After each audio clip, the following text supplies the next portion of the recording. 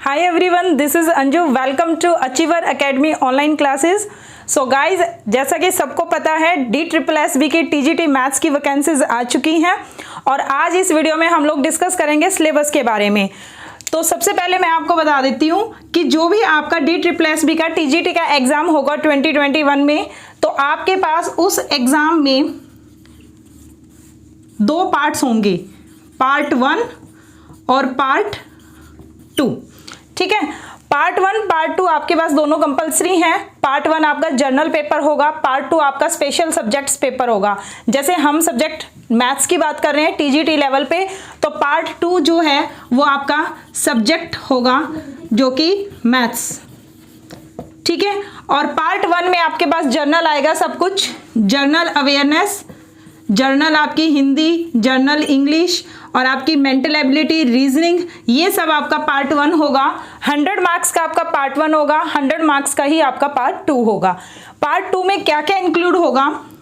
Part 2 में आपके पास एक तो पेडागोजी जो आपकी सब्जेक्ट रिलेटेड होगी. ठीक है ना, सब्जेक्ट रिलेटेड आपकी जो मैथ्स की पेडागोजी होगी वो आएगी. सेकेंड इसमें आपका आएगा अर्थमेटिक मैथ. अर्थमेटिक मैथ बहुत अच्छे स्टैंडर्ड का आएगा, अच्छे लेवल का आएगा. थर्ड इसमें आएगा आपके सब्जेक्ट जो स्पेशल मैथ सब्जेक्ट्स के क्वेश्चंस होंगे, जिसमें इंक्लूड होगा 9th to 10th का सिलेबस, 11th और 12th का सिलेबस, और कुछ टॉपिक आपके ग्रेजुएशन से भी लिए जाएंगे. ठीक है, 11th 12th में किस टाइप के टॉपिक होंगे, किस तरह का इसमें टॉप सिलेबस का स्टैंडर्ड, जो क्वेश्चंस का स्टैंडर्ड है वो क्या रहने वाला है, वो अभी हम डिस्कस करेंगे. ग्रेजुएशन में से भी आपने कौन से टॉपिक करने हैं और कौन से छोड़ने हैं वो अभी हम डिस्कस करेंगे. तो ये जो दो पार्ट्स आपके पास हैं, 100 मार्क्स का ये होगा और 100 मार्क्स का ही ये होगा. दैट मीन्स आपका जो पूरा एग्जाम है वो 200 मार्क्स का है और 200 मार्क्स में आपके पास नेगेटिव मार्किंग होगी. ठीक है, नेगेटिव मार्किंग के चलते ही आपने ये एग्ज़ाम क्रैक करना है, क्योंकि ये जस्ट एक एग्ज़ाम नहीं है, आपकी नौकरी के लिए एक ऐसी अपॉर्चुनिटी है जिसको आप कभी भी गंवाना नहीं चाहेंगे. ठीक है, और इसीलिए आपको एक बिल्कुल सिस्टमैटिक वे से पढ़ाई शुरू कर देनी चाहिए, क्योंकि that is not just a qualification exam. ये एग्ज़ाम आपकी ज़िंदगी डिसाइड कर देगा कि आपकी ज़िंदगी कितनी बेहतर इस एग्ज़ाम के बाद हो जाएगी. तो बच्चे यहाँ पे 200 मार्क्स का एग्जाम होगा, नेगेटिव मार्किंग आपकी होगी. लेकिन नेगेटिव मार्किंग और 200 एग्जाम में के अलावा आपको मैं इसमें बताती हूँ आपने इसकी तैयारी कैसे करनी है और किस सिस्टम से आपने इसमें काम करना है. तो चलिए सबसे पहले मैं आपको मैथ सब्जेक्ट में जो टॉपिक आएंगे वो डिस्कस करती हूँ. सो गाइज, ये हमारे पास वो टॉपिक्स हैं जो हमारे 11th 12th क्लासेस से लिए जाएंगे. और भी हैं, लेकिन फ़िलहाल अभी बोर्ड पे 12 बॉक्सेस ही मैंने बनाए हैं. इनको मैंने बॉक्सेस में क्यों डाला है, क्योंकि इससे आपको ये पता चल जाएगा कि आपका अगर मन पहले एक चैप्टर करने का है तो उस चैप्टर के साथ आपने बाकी के 2 चैप्टर कौन से हैं जो ज़रूर आपको करने चाहिए. ठीक है, जैसे आपने मान लीजिए सेट से शुरू किया, तो सेट के साथ आपको रिलेशन और फंक्शन एक साथ ही ख़त्म करना है. Set, relation, function. सेट आपको पता ही है कि सेट से तो हमेशा ही कहीं ना कहीं से कोई ना कोई क्वेश्चन आपसे पूछा ही जाएगा. रिलेशन में reflexive relation, symmetry, transitive. Functions में भी आपके 1 1 on 2, modulus functions, greatest integer function, आपके स्टेप फंक्शन, हर तरह का फंक्शन इसमें आपका इंक्लूड होगा. अब आप एक बात और यहाँ समझ लीजिए, एचटेट में, TGT में, PGT जो आपका DSSB है, इनमें जब भी 11th 12th का आपको स्टैंडर्ड दिया जाता है तो हर एग्जाम का थोड़ा थोड़ा स्टैंडर्ड अलग होता है. बट क्योंकि सब में 11th और 12th के ही टॉपिक हैं, तो ऑब्वियस सी बात है टॉपिक्स तो आपके यही रहेंगे, लेकिन इन टॉपिक्स को किस लेवल तक बनाया गया या किस लेवल से इनसे क्वेश्चंस लिए गए हैं वो आपके एग्जाम टू एग्जाम वेरी करते हैं. फॉर एग्जाम्पल, जैसे आपका यहाँ पे वेक्टर और 3D है, बिल्कुल मैंने 2 ही शब्दों में लिखा है. इनके अंदर जो इनके सब टॉपिक्स हैं वो सब मैंने यहाँ नहीं लिखे हैं, क्योंकि DSSB का अलग अलग होंगे, वो हम आपको जब कोर्स होगा उसमें सब आपको डिटेल में मिलेंगे. वेक्टर में आपको क्या करना है, 12th का हाई लेवल तक वेक्टर करना है. उसके बाद जैसे इसमें गॉस डाइवर्जेंस थ्योरम आपकी ग्रेजुएशन का टच आ जाता है, आपने उनके क्वेश्चंस में नहीं जाना आपने, लेकिन उनकी स्टेटमेंट जरूर लर्न करनी है. Stokes theorem, Gauss divergence theorem, like that. ठीक है, उसके बाद अगर आप पहले ये बॉक्स करते हैं, आपकी मर्जी, आप चाहे तो यहाँ से कॉनिक सेक्शन उठा सकते हैं पहले, चाहे तो वेक्टर और 3D कर सकते हैं, या अगर आप लिमिट कर रहे हैं तो लिमिट के साथ कंटिन्यूटी और डिफरेंशिएबिलिटी आपको साथ में करना है। तो यहाँ से आपका जो फर्स्ट बॉक्स है इसमें है आपके set, relation and function. Second box ये है आपके पास एंगल्स फाइंड आउट करना। एंगल्स आई मीन टू से ट्रिग्नोमेट्रिक फंक्शंस के साथ जो एंगल है, ठीक है ना। जैसे कई बार क्वेश्चंस पूछ लिया जाता है 10 90 डिग्री, फिर 10 आपका 90 प्लस थीटा है, ये ट्रिग्नोमेट्री का ही पार्ट। या कई बार आ जाता है sine 18 degree plus cos 18 degree, इसमें कुछ करके आपसे क्वेश्चंस की स्टेटमेंट बना के दी जाए, ठीक है बच्चे। तो एंगल्स आ गए ट्रिग्नोमेट्री में रिलेटेड जो भी आपके एंगल है, ट्रिग्नोमेट्रिक फंक्शंस। फिर उसके बाद आपकी इनवर्स ट्रिग्नोमेट्री, ट्रिग्नोमेट्री फंक्शन, उनके डोमेन, उनकी रेंज, हर चीज इसमें इंक्लूड होगी। Graph of trigonometric function, sine theta, cos theta वगैरह, इनके जो ग्राफ वो सब हम इसमें पढ़ेंगे। Trigonometry ratio and identities, identities आप सभी ने 11th-12th में पढ़ी हुई है, उनसे रिलेटेड जितने भी सम आएंगे। ट्रांसफॉर्मेशन फॉर्मूले, ट्रांसफॉर्मेशन फॉर्मूला कैसा, साइन थीटा को टेन थीटा में कैसे चेंज किया जाए, टेन थीटा वाले टर्म्स को कॉट थीटा में कैसे चेंज किया जाए, लाइक दैट। या टेन इनवर्स को कॉट इनवर्स में कैसे चेंज किया जाए। साइन कोस जो सिंपल ट्रिग्नोमेट्रिक फंक्शन होते हैं वो इजी है चेंज करने, इनवर्स ट्रिग्नोमेट्री हमारी प्रैक्टिस में नहीं होती, सिर्फ इसलिए वो मुश्किल है। अदरवाइज पूरे सिलेबस में कुछ भी मुश्किल नहीं है, सब आप लोगों को आता है, सिर्फ एक सिंपल सी रिवीजन और दोबारा से इसको रिकॉल करने की ही जरूरत है, ठीक है। तो यहाँ पे ट्रिग्नोमेट्रिक इक्वेशंस आपके पास आ जाएंगी, sine theta plus cos theta equal to 0, then find the value of theta. या ट्रिग्नोमेट्रिक इक्वेशन में वो आपका थोड़ा सा ग्रेजुएशन वाला टच डाल दें, ठीक है, कि वहाँ पे एन थीटा में एन की वैल्यू क्या होगी, साइन टाइम्स जो डिफरेंस, एक फॉर्मूला, 2-3 फॉर्मूले इसके बहुत अच्छे हैं जो ट्रिग्नोमेट्रिक इक्वेशंस में हम आपको करवाएंगे, ओके। उसके बाद आपका आता है principle mathematical induction. Principle mathematical induction में आप लास्ट ईयर एग्जाम उठा के देखिए पेपर, उसमें किस टाइप का क्वेश्चन आता है, जैसे कि सम ऑफ स्क्वायर्स वाला, लाइक दिस 0 1 2 एंड n। मान लीजिए ये नंबर्स हैं, इनमें बताइए स्क्वायर्स सम का वैल्यू फाइंड आउट कीजिए, इन नंबर्स का स्क्वायर सम करके इसकी वैल्यू फाइंड आउट कीजिए, सम ऑफ दीज नंबर। तो आपने जो फॉर्मूला याद किया वो 1 to n वाला किया है, अगर 0 आ जाए तब क्या करें, ठीक है। या इस बेस पे आपके पास और अलग तरह के क्वेश्चन जो कि प्रिंसिपल मैथमेटिकल इंडक्शन को यूज करके बनते हैं, इसमें आपकी इक्वालिटी इनइक्वालिटी दोनों तरह के क्वेश्चन आपके लिए इंपॉर्टेंट है, ठीक है। नेक्स्ट आपके पास है बच्चे बाइनोमियल थ्योरम। बाइनोमियल थ्योरम में आपको पता ही है, आपके पास मिडल टर्म फाइंड आउट आपको करनी आनी चाहिए, ग्रेटेस्ट टर्म कौन सी होगी, अगर मान लीजिए उसमें कितने कोफिशिएंट्स होंगे, x की पावर 5 है उसका कोफिशिएंट क्या होगा, ग्रेटेस्ट कोफिशिएंट क्या होगा, how many terms of these. तो इस तरह के छोटे छोटे आपके फॉर्मूले होंगे बाइनोमियल में, और ये भी आपसे फ्रीक्वेंटली पूछ लिया जाता है।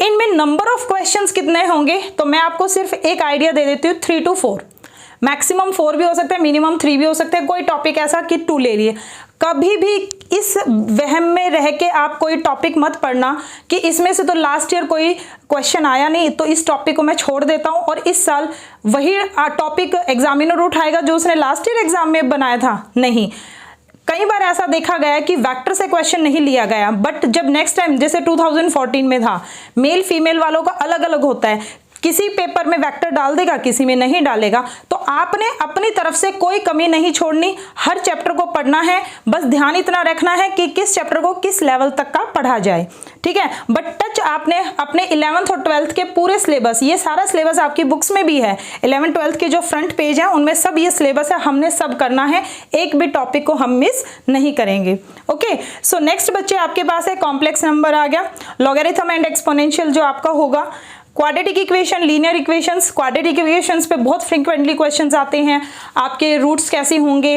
अच्छा, एक क्वेश्चन इस टाइप का था कि ये जो आपके e की पावर आयोटा समथिंग, कि ये जो आपका नंबर है वो आपका रैशनल है, इरेशनल है, ट्रांसीडेंटल है। तो वो जो ट्रांसीडेंटल वाला है उसमें जो टच आ गया वो नंबर थ्योरी से आ गया, ठीक है। तो ये सारे कहीं ना कहीं टॉपिक आपसे कनेक्ट होते हैं, आपस में ही कनेक्ट हैं, ठीक है। तो ये सब हम डीपली अच्छे से करेंगे, किस टॉपिक पे कौन से पे आपके प्रैक्टिस सेट जो है वो डिसाइड कर लेंगे कि क्या हाई लेवल आप लोगों का आएगा, ये आपको कोर्स में मिल जाएगा। नेक्स्ट है परम्यूटेशन, कॉम्बिनेशन एंड प्रोबेबिलिटी। ये जो है ये सबसे मैं कहूँगी इंपॉर्टेंट पार्ट है इसका, क्योंकि यहाँ जो प्रोबेबिलिटी है वो आपकी हाई लेवल की भी पूछी जाती है। परम्यूटेशन कॉम्बिनेशन से बहुत फ्रीक्वेंटली क्वेश्चंस पूछे गए हैं, हर साल पूछे गए हैं। तो इसको तो जब भी आप परम्यूटेशन करें तो साथ में आपने कॉम्बिनेशन भी करना है और साथ में प्रोबेबिलिटी भी। वो प्रोबेबिलिटी जो विदाउट परम्यूटेशन और कॉम्बिनेशन का यूज करके भी है और विद परम्यूटेशन और कॉम्बिनेशन का यूज करके होगी। ठीक है, AP GP and some special series हम इसमें करेंगे। कार्टेशियन सिस्टम पढ़ रहे हैं तो इसमें आपने ध्यान रखना है, स्ट्रेट लाइन से आपने साथ में पढ़नी है। एंड द पॉइंट्स, ये पॉइंट्स क्या है भाई? पॉइंट्स का मतलब हो गया यहाँ पे जैसे सेंट्रॉइड फाइंड आउट करना, इन सेंटर फाइंड आउट करना, या आप सरकम सेंटर फाइंड आउट कर रहे हो। ठीक है, तो ये सारी चीजें ये हम वेक्टर में भी पढ़ेंगे, लेकिन यहाँ पे पॉइंट्स मैंने इसलिए लगाया, वेक्टर के क्वेश्चंस को कई बार एग्जामिनर कार्टेशियन फॉर्म में चेंज करके दे देता है। ठीक है, तो उस हिसाब से आपको लगता है ये तो सिंपल XYZ का क्वेश्चन हो गया, ये वेक्टर का नहीं है, एक्चुअल में वो वेक्टर का ही होता है। तो इस सेंट्रॉइड, इन सेंटर, सरकम सेंटर निकालने, फुट ऑफ परपेंडिकुलर निकालना, मिरर इमेज फाइंड आउट करना, सो ये सब हम पॉइंट्स का एक अलग से सेक्शन करेंगे जहां हर तरह का पॉइंट हम लोग फाइंड आउट करना सीखेंगे।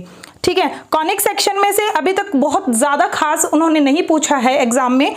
सर्कल में से कभी क्वेश्चंस आए हैं, एलिप्स और हाइपरबोला से बहुत फ्रीक्वेंटली क्वेश्चंस नहीं डालते, बट फिर भी इनका हम एसेंट्रिसिटी फाइंड आउट करना, डायरेक्ट्रिक्स निकालना, सब इक्वेशंस को डीपली इसमें हम पढ़ेंगे।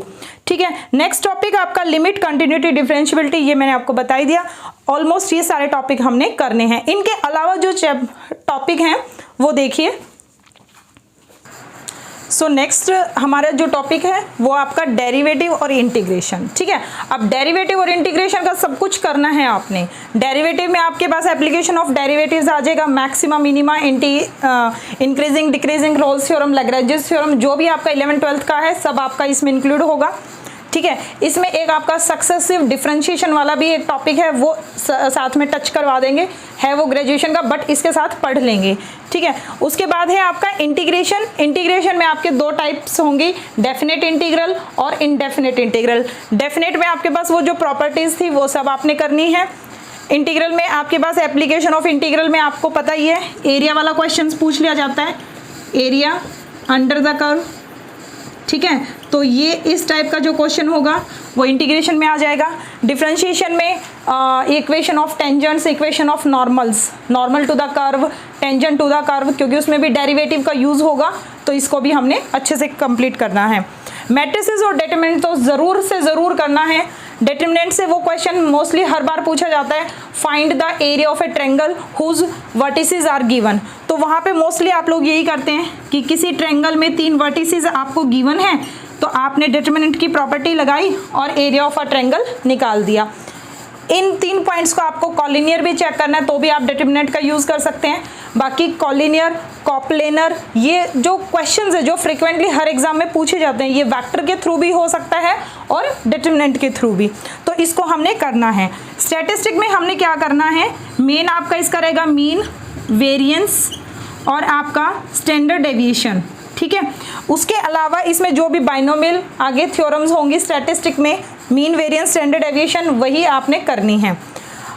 ग्रेजुएशन का पार्ट देख लीजिए। ग्रेजुएशन आपने सारा ग्रेजुएशन नहीं पढ़ना, ग्रेजुएशन में मेन आपका चलता है लीनियर अलजेब्रा, और आप सबने ग्रेजुएशन में पढ़ा हुआ है वेक्टर स्पेस, सब space, rank of the rank, nullity, तो वो सब हमने लीनियर अलजेब्रा में कवर करना है। लीनियर ट्रांसफॉर्मेशन सब इसमें आ जाएगा। एब्स्ट्रैक्ट अलजेब्रा में आपका ग्रुप, रिंग और फील्ड सब आ जाएगा। मोस्टली क्वेश्चंस यहाँ से भी आपका पूछा जाता है। एक ये जो आपका Z8 ग्रुप है, एबिलियन, नॉन एबिलियन, इस टाइप के क्वेश्चंस आपके एब्स्ट्रैक्ट अलजेब्रा से कवर हो जाएंगे। नंबर थ्योरी, नंबर थ्योरी में आपके पास कोई भी पिजन होल आपके लेमा होती हैं, थ्योरम्स होती हैं, या आपके पास कोई भी नंबर थ्योरी से डायरेक्ट क्वेश्चंस आता है, याद है वो मॉडुलस वाला ए, मॉडुलो बी, मॉडुलो एन, इस टाइप के जो क्वेश्चंस होते हैं वो आपके नंबर थ्योरी में भी कवर हो जाएंगे। और ग्रुप की बात हो जाएगी तो एब्स्ट्रैक्ट अलजेब्रा में वो सब आपका कवर हो जाएगा। ठीक है बच्चे, तो नेक्स्ट आपका है रियल एनालिसिस और डिफरेंशियल। डिफरेंशियल का बहुत ही हल्का सा पार्ट हम लोग करेंगे, मतलब एक ही लेक्चर में डिफरेंशियल आपका कंप्लीट कर देंगे। ओडीपीडी जो भी है उसमें मेन आपने रूल करने हैं। रियल एनालिसिस में आपके पास क्या होंगी, डायरेक्ट थ्योरम्स होंगी, जैसे Kochi first theorem on limits, second theorem on limits. तो ये जो थ्योरम्स हैं इनकी स्टेटमेंट याद करके सिर्फ 1 क्वेश्चन आपने करना है। कई बार जैसे पी टेस्ट आ जाता है, पी टेस्ट की क्या रिक्वायरमेंट है, कौन सी कंडीशन है जिसके लिए वो कन्वर्जेंस होगा, कौन सी कंडीशन है जिसके लिए वो डाइवर्जेंस होगा। सो लाइक दैट, बहुत ज़्यादा डीपली करने की ज़रूरत नहीं है, बहुत ही ईजी आपका ये पार्ट होने वाला है, इसमें आपको कुछ ऐसा टफ नहीं लगेगा, ठीक है।